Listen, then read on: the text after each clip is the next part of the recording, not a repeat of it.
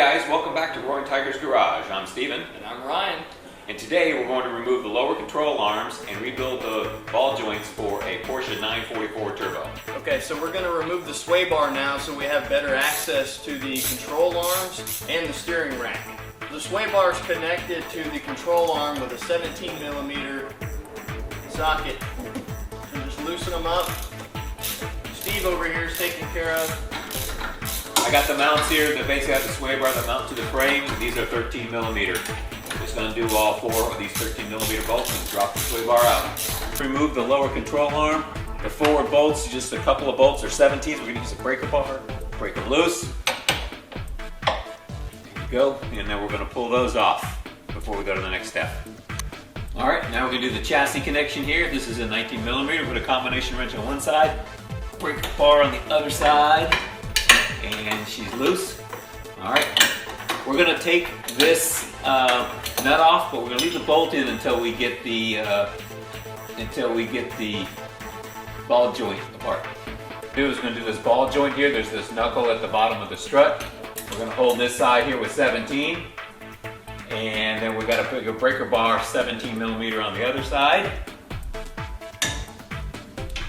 There we go, not too tight. We're going to go ahead and pull this bolt all the way out, and then we're going to knock that out of the joint. All right, here we go. We got to basically get this ball joint out of this clamp connection here. It's already loose. All you got to do is just kind of tap on it with a hammer, and she's out. All right, folks, we got the control arms off. The first thing to do is on this side here is remove any kind of dirt and epoxy that may be in there from some other application. You can see for the most part it kind of chips out pretty nicely. So we want to get that stuff out of there. Okay, so we got all the epoxy and crud out of here. There's a snap ring in here that doesn't have the little holes on the end of it, so we have to drill. We're going to drill kind of above the snap ring, a little bit into the aluminum frame there so we can get behind it. So we're going to drill at a 45-degree angle. Alright, now that we have this little relief hole in the back side of this retaining ring, we basically stick the awl in there, get up there behind it, like so. And you can use a screwdriver to get further behind it. Put your hands over here because it's going to pop out. Okay. Boom, she's out. Okay. That plate comes. Alright, once that's all out, basically just push the joint out from the other side and out she comes. Now we're going to pull the boot off of this other side here. Pull the boot off. It's got a little retaining ring on it here. Clip that off of there. Just get it above the edge there, and she'll come off. It's a spiral. You see, it's a spiral loop. It comes off like so, and then the rubber boot just pops right off. Now inside here, we've got like a little kind of almost like a little bearing race type area. Look, we actually have old pieces of this plastic piece that are falling out of here. There's that, and then there's a small metal guide in there too that we're going to punch out, and then we're going to clean it up. Alright, so we got it all cleaned out, both sides, all the little bits and old pieces in there. Next thing we want to do is lubricate this little brass fitting. We're going to put grease on both sides. I'm just going to squeeze a bunch of it out of here, and then just massage it all the way around. Alright, we're all lubed up. Put this little brass fitting in there, like so. You can use this plastic bit here to kind of push it in place, and boom, she just slid all the way down in there like she's supposed to go. You flip it over and take a look, say, yep, she's seated like she should be. Okay, the next thing we're going to do is lube up the ball. Okay, we got the ball lubed. We're going to drop it stem down all the way through. So you're wiggling around nice there. I'm going to put the white cap on here. White cap goes there. Next item is the spring. The big piece goes down. And then we're going to put this small seal ring right on top of that. Sits down on that little flush area. Okay. The next thing is going to be this plate. And there's a hole here for the Zerk fitting, but we're actually going to put the plate in and the ring, the retaining ring, before we put the Zerk fitting in, because this will hold the plate still so we can screw the Zerk fitting in. So we're going to press that up on the vise next. So the next thing is we have to compress the spring on this side right here. So we're going to put this PVC on this side here, put it up against the vise. we're going to put a socket over here. Don't forget to put the ring on there first. This is the little spiral wound ring. Stick that on the socket here. Stick the socket in there. Now we're going to compress the spring. Alright, we're going to compress that spring until we can see the slot on the other side here. Okay, so you can see here that this plate is compressed in there, and you can see the ring where that spiral round retaining clip is going to go. Next, we're going to basically put that clip in there with a couple of screwdrivers. Here we go. We just start it in on that one side. You work it all the way around. Just like that. Okay, so now we want to make double sure that this retaining ring is fully set in that slot. So you can probably take a punch and kind of tap down on it. Make sure it slides around and moves around, and it's all the way in there. All right, next thing is we're going to put the Zerk in the fitting here. Okay, just get it started. The size of this is going to vary depending on what kit you have and what Zerks they provided with your kit. So just kind of turn it until she's snugged up. There you go. Now we're going to do our preliminary greasing of the ball joint. Put that on until it clicks on, and then kind of pump slowly. And what we're going to do is kind of watch the other side. And we're going to pump until we just start to see some grease down in here.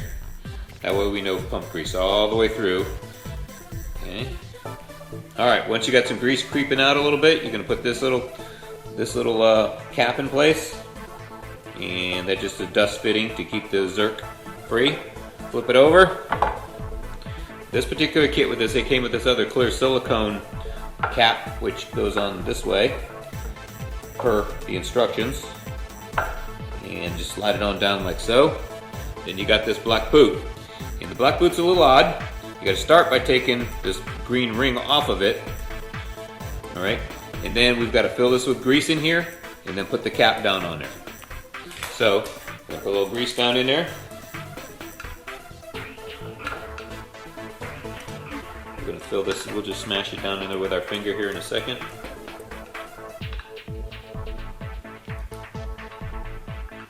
Alright, there we go.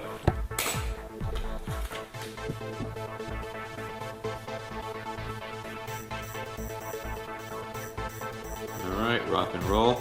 All done. Little cap goes on like so. Right at the top here, there's rubber boot. The rubber boot snaps right around the aluminum, just like so. She's on. Alright. Then this green spring has to go on back over the top of it. You can see it's a big coil. Basically just start it, get it started, which is going to be easier said than done. So anyway, just get it started on the hook on the bottom here, and then walk it around. We'll show you when we're done here.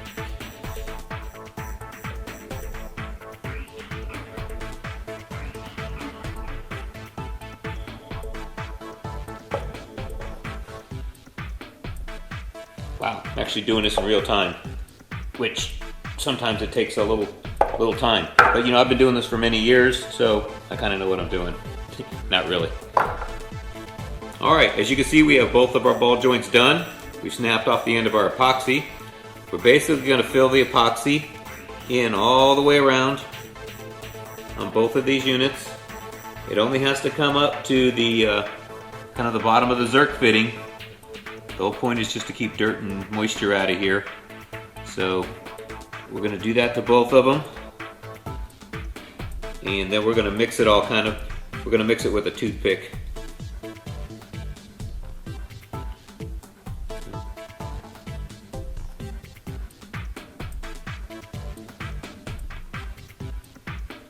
A little harder to do to make sure the camera can still see what I'm doing. It's just 5-minute epoxy. I'm going to put just a dab more back over here. Oh, I don't think we need any more. Okay, pull that back a little bit, clean off the ends. Okay, now we're going to just kind of swirl this a little bit. It probably has plenty of swirl when we basically applied it. I'm trying to keep it away from the Zerk fitting. You don't necessarily want to epoxy the Zerk fitting in place. And try to keep them as level as you can so that they cure in a nice level state. And probably when we're done filming here, we're going to bump up the far end of these just a little bit. Alright, well that's it. This is all done. I'm going to let this cure for 5-10 minutes, and when it's all done and no longer tacky to the touch, it's done and ready to be installed. Alright, after rebuilding the ball joints and letting them cure overnight, we're ready to put the cleaned up control rod in place, control arm. We're going to start by getting the big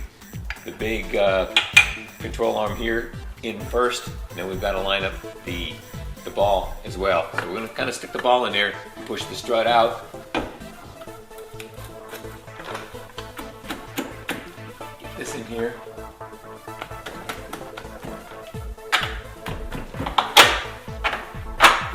And once that side there is everything supported, we're going to put the 2 bolts in here that hold the control arm to the body.